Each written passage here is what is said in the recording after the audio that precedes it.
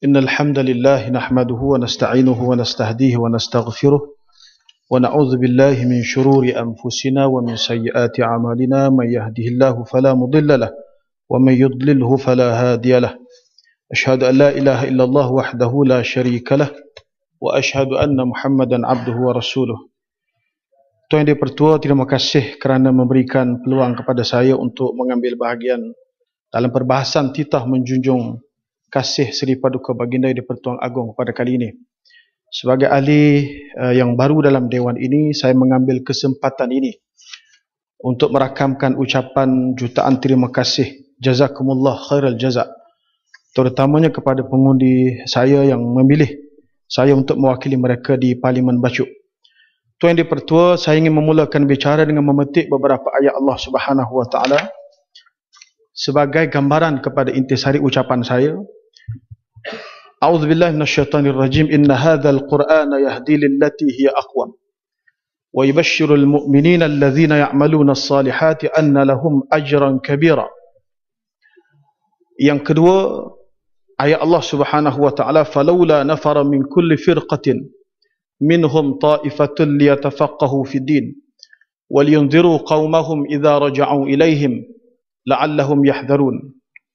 Yang pertama, Allah sebut dalam Al-Quran bahawa sesungguhnya Al-Quran itu memberi petunjuk yang sangat benar, yang sangat betul, dan juga Al-Quran memberi khabar gembira kepada orang-orang yang mengerjakan amal yang saleh bahawa mereka akan diberikan ganjaran pahala yang sangat besar. Ayat yang kedua, Allah sebut sebagai peringatan kepada kita, meletakkan taraf, memberi inzar dan juga peringatan, menegur, menasihati pemerintah ini, sebahagian daripadanya sebagai setaraf dengan jihad fi sabilillah.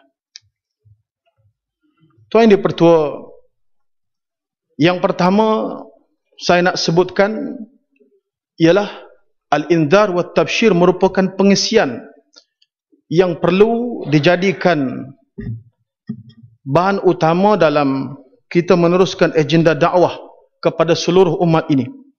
Inzar membawa maksud memberi peringatan, tabshir adalah khabar gembira, dan inilah Islam yang dibawa oleh junjungan Nabi kita Muhammad sallallahu alaihi wasallam. Maka saya mengambil kesempatan untuk menyertai perbahasan pada kali ini bukan untuk bergaduh dengan sesiapa, tetapi sebagai menyumbang kepada apa yang disebutkan tadi. Perkara pertama yang menarik perhatian saya sepanjang berada dalam dewan ini ialah apa yang disebut oleh Perdana Menteri sebagai National Reconciliation. Dalam bahasa Arabnya disebut Musalah Al-Wataniyah. Kalau boleh dicadangkan kepada Perdana Menteri, sebab Perdana Menteri semakin berminat menggunakan istilah seperti wasatiyah, maka Musalah Al-Wataniyah ini lebih hampir kepada apa yang cuba untuk dibawakan barangkali pada tanggapan saya oleh Yang Berhormat Pekan dalam kitab Maqasid Syariah Al-Islamiyah wa Makarimuha karangan Alal Al-Fasi. Dia meletakkan beberapa asas yang penting kepada National Reconciliation ini. Yang pertama disebut sebagai ikrarul adl, menegakkan keadilan dan memperakui keadilan tersebut. Yang kedua, ihqaqul haq, memberikan hak kepada mereka yang berhak. Yang ketiga, tadbirus syu'unur ra'iyah. Yang ketiga ialah mengurus tadbir permasalahan dan persoalan yang berkaitan dengan kebajikan rakyat ataupun apa yang kita sebut sebagai good governance dengan izin. Tuan Dipertua, maka atas asas ini beberapa isu yang saya ingin kemukakan, ketengahkan. Yang pertama, beberapa dasar yang diumumkan oleh Perdana Menteri pada sesi yang lepas. Antaranya ialah pemansuhan Akta ISA. Tetapi dari segi tindakan masih lagi ada yang ditahan di bawah Akta Keselamatan Dalam Negeri. Maka saya nak memperingatkan kepada diri saya dan kepada seluruh ahli dewan ini kepada apa yang disebut oleh Nabi sallallahu alaihi wasallam, al-bayyinatu 'alal mudda'i wal yaminu 'ala man ankar. Prinsip Islam ini untuk kita menyabitkan salah kepada seorang itu, mestilah kita kemukakan bukti dan bawa kepada pendakwaan. Yang dituduh mesti berhak untuk membela diri dia. Kalau tidak, kita barangkali menjadi orang yang hanya mengisytiharkan sesuatu perkara secara retorik, dan ini sangat ditegaskan oleh junjungan kita Nabi Muhammad sallallahu alaihi wasallam, ma min walin yali ra'iyatahu minal muslimin fahuwa ghashul lahum illa harrama alaihimul jannah. Peringatan seperti ini bukan sahaja kepada sebelah sana, juga kepada siapa sahaja. Apa yang disebut oleh Nabi sallallahu alaihi wasallam, tidaklah seseorang yang diberi amanah memimpin itu ke rakyatnya di kalangan orang-orang muslim, mereka menipu dan Allah Ta'ala akan haramkan mereka daripada memasuki syurga. Juga peringatan Nabi sallallahu alaihi wasallam, sinfani min ahli nar lam arahuma min qabl. Dua golongan yang Nabi kata ini adalah ahli neraka yang aku tak pernah lihat dia di zamanku. Di antaranya disebut qaumun ma'ahum siyad ka'adnabil baqar yadribuna bihan nas. Ada di kalangan manusia di akhir zaman ini diberi kuasa pemerintahan. Mereka umpama memegang cemeti, memukul dan mengenakan rakyat sendiri tanpa ada peluang pembelaan. Ini disebut oleh Nabi sallallahu alaihi wasallam. Kemudian yang kedua, tuan yang dipertua, saya juga menarik perhatian ahli-ahli yang berhormat sekalian tentang satu trend yang tidak baik dalam permainan politik negara kita. Sebaran fitnah melalui media alternatif seperti memuatkan video-video dan gambar-gambar lucu yang boleh dilihat dan ditonton oleh sesiapa sahaja, lapisan masyarakat. Kadang-kadang ditonton oleh anak-anak kita. Yang malang lagi, dikala kempen pilihan raya baru ini, terbukti ada tayangan ini dibuat ketika pembahagian wang BRIM. Bayangkan ditonton oleh semua. Ini adalah merupakan tindakan yang sangat bertentangan dengan etika moral dan juga Islam. Tuan yang dipertua, kalau sekalipun orang itu dituduh dengan pelbagai tuduhan, maka Islam meletakkan satu prinsip untuk mempertahankan golongan yang dituduh ini. Tetapi sayangnya, malangnya dalam negara kita tidak laksanakan hukum Islam secara sepenuhnya. Sedangkan Islam meletakkan qazaf sebagai salah satu mekanisme perundangan untuk mempertahankan orang yang dituduh. Allah sebut dalam Al-Quran, walladzina yarmuna al-muhsanat thumma lam ya'tu bi arba'ati syuhada fajliduhum 80 jaldah.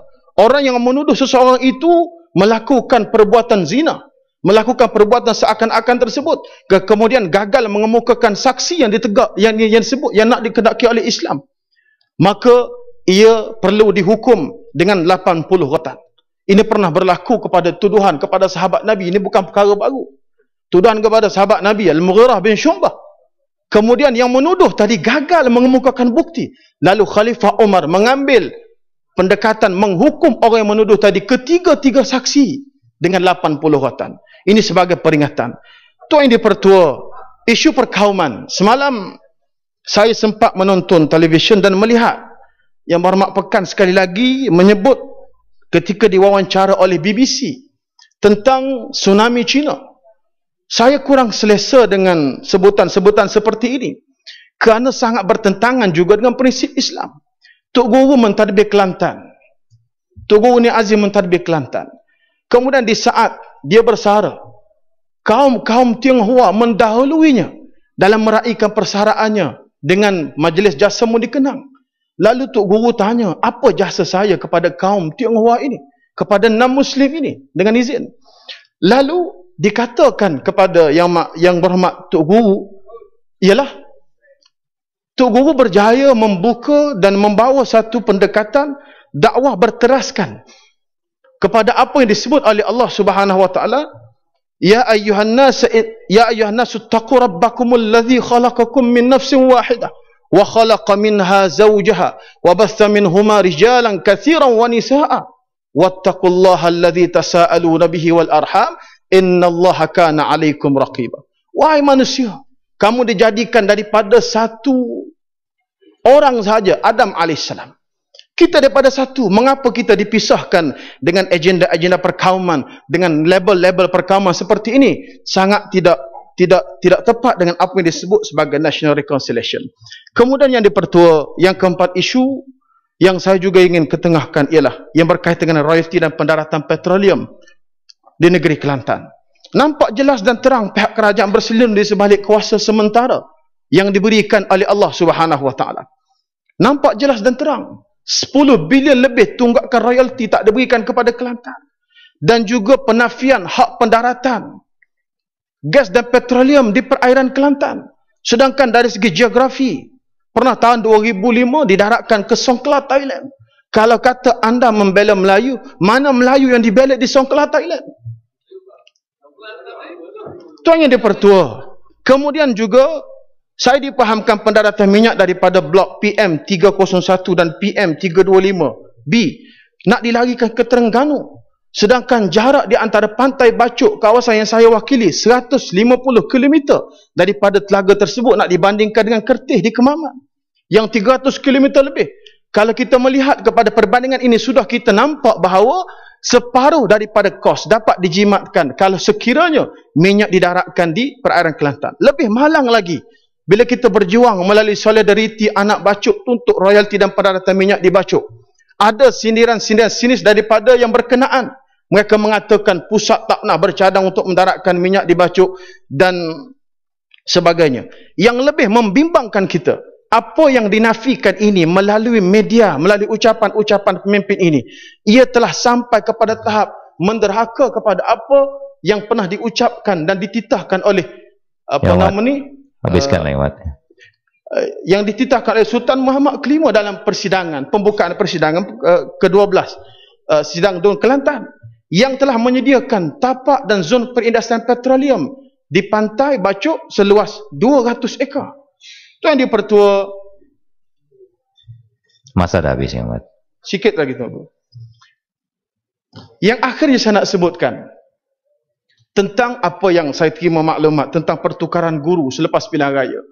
Ada ditukarkan, ada yang dicadangkan untuk ditukarkan. Dan saya minta penjelasan daripada pihak kementerian. Adakah benar pertukaran ini berdasarkan kepada alasan-alasan politik? Kalau sekiranya yang ini tidak benar, minta pihak kementerian memberi jaminan bahawa ia tidak akan berlaku. Bangun ya, Mat. Nak habis dah. Nanti kita jumpa luar. Kita jumpa dekat Bukit Marak, dekat rumah yang Muhammad pun lama dah tak balik. Ni yang Muhammad Bacok, kita aku dia nak tanya ni gambar apa? Gambar dia tabai raja apa ni? Ada gambar? Yang tu masukkanlah sebahagian daripada ucapan saya.